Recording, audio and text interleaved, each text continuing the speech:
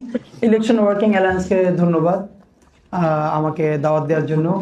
যারা সামনে বসে আছেন প্রত্যেকের নাম বলতে গেলে অনেক সময় লাগবে, আমাদের অত্যন্ত শ্রদ্ধাভাজন ব্যক্তিবর্গ।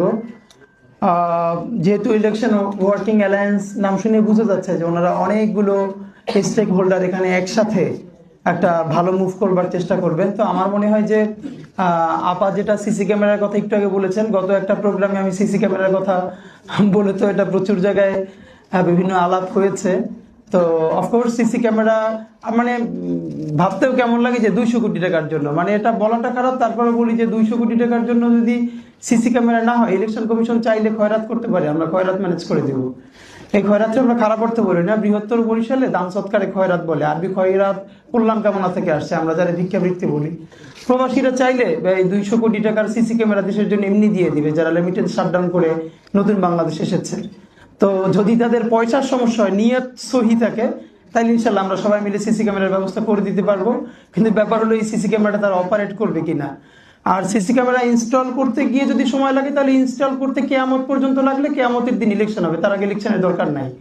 মানে ব্যাপার হলো আপনি আবারও একটা ত্রুটিপূর্ণ নির্বাচন করবেন এবং সেই নির্বাচনে আপনি কারো না কারো সুবিধা দিয়ে পরবর্তীতে বয়স 70 হয়ে যাওয়ার পরেও সাবেক সচিব আপনি আবার একটা চুক্তিভিত্তিক নিয়োগে একটা প্রতিষ্ঠানের প্রধান হবেন, এই হলো ধান্দা।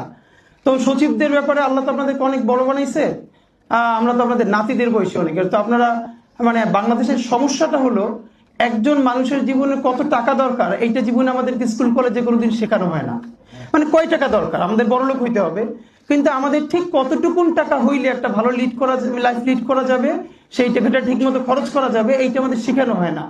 আর এই জন্য হলো আমাদের এই যে একটু স্পেশাল যেটা খ্যাপ বলে আর কি, কখনো নির্বাচন কমিশনে গিয়া বিভিন্ন স্বায়ত্তশাসিত প্রতিষ্ঠানে গিয়ে খ্যাপ দিয়া পরবর্তী রাজনৈতিক সরকারের মাধ্যমে আমরা এই কাজগুলো আদায় করি। আমি শুধু একটা কথা বলে শেষ করতে চাই, যেটা চাইলে ইলেকশন ওয়ার্কিং অ্যালায়েন্স এই ব্যাপারে একটু কাজ করতে পারে। আপনারা জানেন যে 25 লক্ষ টাকা ধরা হয়েছে, প্রত্যেক প্রার্থী খরচ করতে পারবে অথবা প্রার্থী প্রতি 10 টাকা।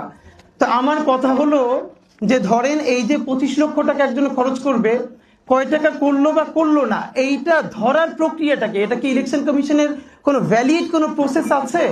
ধরেন একজনে 25 কোটি টাকা খরচ করলো, তো এরপরে আপনি সেইটা কোন উপায়ে প্রমাণ করবেন? সে তো তার অ্যাকাউন্ট থেকে দিবে না, সে তো কিভাবে দিবে? এরপরে ধরেন আপনি প্রমাণ করলেন যে না, সে টাকা খরচ করেছে, এরপর কি আপনি তার এমপি পদ বাতিল করতে পারবেন?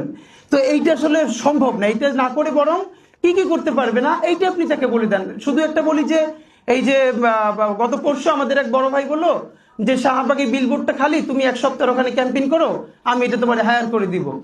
এরপরে শাহবাগ তো দূরের কথা, ঢাকা 8-এর মধ্যে যত